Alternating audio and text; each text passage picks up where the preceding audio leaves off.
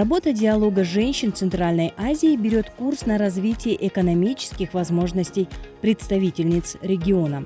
Создание необходимых инклюзивных условий для женщин-предпринимателей, инноваторов и ученых станет залогом ускорения социально-экономического развития всей Центральной Азии, уверены международные партнеры.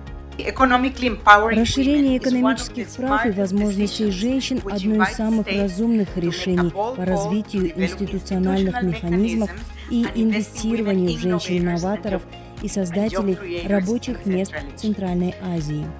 Любая цель по продвижению женского лидерства в регионе сталкивается с проблемами гендерного характера. Поэтому разрабатываемые стратегические планы должны учитывать интересы каждой женщины без исключения. Мы должны продолжать работать с женщинами из всех слоев общества, особенно с теми, кто часто не представлен. Женщинами-мигрантами, женщинами без гражданства, женщинами-беженцами, женщинами в приграничных районах, женщинами, затронутыми ВИЧ, жертвами насилия и женщинами с инвалидностью. Их перспективы имеют важное значение для определения правильных типов инвестиций, которые отвечают уникальным потребностям различных сообществ и ускоряют значимый прогресс.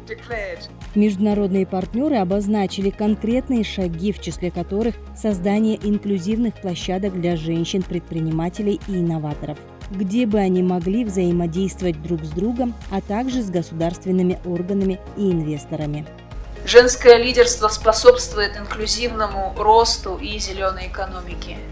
Поддержка финансирования образовательных инициатив и профессионального развития – это ключевые меры, необходимые для того, чтобы женщины могли в полной мере раскрыть свой экономический потенциал и способности к инновациям. Женщины вносят огромный вклад в устойчивое развитие и экологические инновации. Огромное количество стартапов в области зеленых технологий возглавляют именно женщины, что подчеркивает их ключевую роль в решении глобальных проблем.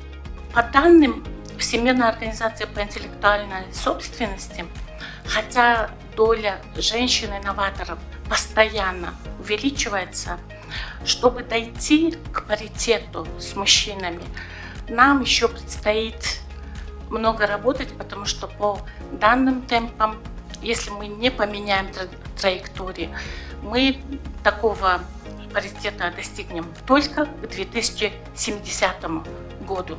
Успехи четырехлетней работы диалога женщин Центральной Азии вдохновили всех участников форума, побуждая их ставить перед собой еще более амбициозные цели.